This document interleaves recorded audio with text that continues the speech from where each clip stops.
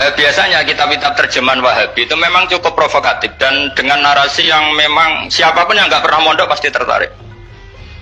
Misalnya begini, cerita bid'ah misalnya.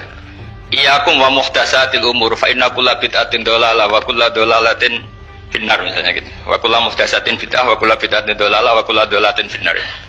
Ada yang baca wa kullu bid'atin dhalalah wa kullu dhalalatin finnar.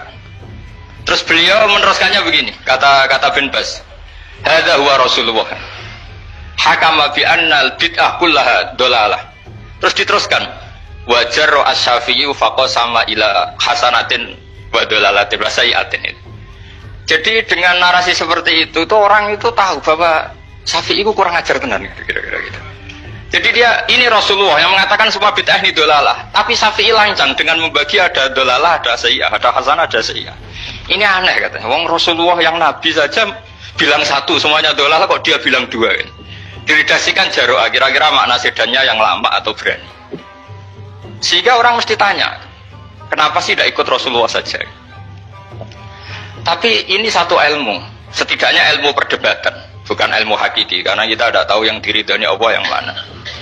Tapi kemudian Sayyid Muhammad dalam kitab Abwaabul Faros juga dalam kitab-kitab beliau menyanggah itu dengan mengatakan jika makna bid'ah adalah yang nggak pernah dilakukan Rasulullah, itu salah besar. Terus beliau cerita sekian hal, termasuk yang diceritakan adalah ada seorang sahabat ketika sholat dengan Rasulullah tidak pakai doa mainstream, yaitu ketika i'tidal sahabat tadi bilang alhamdulillah hamdan katsiran thayyiban mubarakan fi.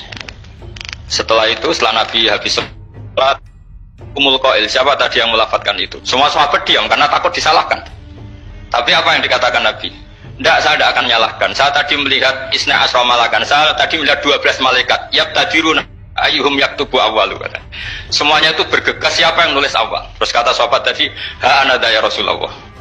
Padahal ini satu kalimat yang bahkan Rasulullah tidak mengajarkan, dan Rasulullah bahkan iskal kenapa ada kalimat itu. Tapi toh dibenarkan oleh Allah dan Rasul. Cerita Sayyid Muhammad kedua adalah ada sahabat setiap ngimami itu main kulhu. Wah, ngimami apa saja main kulhu. Singkat cerita makmumnya tuh gerutu, ini orang kok main kulhu terus ini. Setelah dilaporkan ke Rasulullah, ditanya sama Rasulullah, kenapa kamu main kulhu? Ini dilaporkan ke saya. Kata si musolli tadi, imam tadi, di annaha sifatur rahman. Dalam surat itu semua sifatnya Allah, maka fa'ana uhibbuha. Saya senang itu. Apa kata Rasulullah? Saya disuruh bilang Allah ke kamu bahwa Allah mencintai kamu karena kamu mencintai kulhu. Terus keterusan sampai sekarang itu orang-orang NU baca kulhu terus itu. Karena sekali baca idza samsu kuwirat mesti keponting gitu. Tapi artinya itu dibenarkan Rasulullah min ghairi sabqi ta'limin minhu, tanpa ada pelajaran dari beliau. Runtuhlah teori bid'ah bahwa bid'ah adalah semua yang nggak pernah dilakukan Nabi, diajarkan Nabi. Nyatanya beberapa kali Nabi membenarkan sesuatu yang belum pernah diajarkan oleh beliau. Masalahnya adalah tidak semua orang baca kitabnya Sayyid Muhammad atau baca tidak paham. Nah, sementara kitab Hadhihi Mafahimuna itu diterbitkan secara masif oleh pemerintahan Arab Saudi dan ada terjemahnya lagi, sehingga yang nggak bisa Arabnya bisa terjemahnya.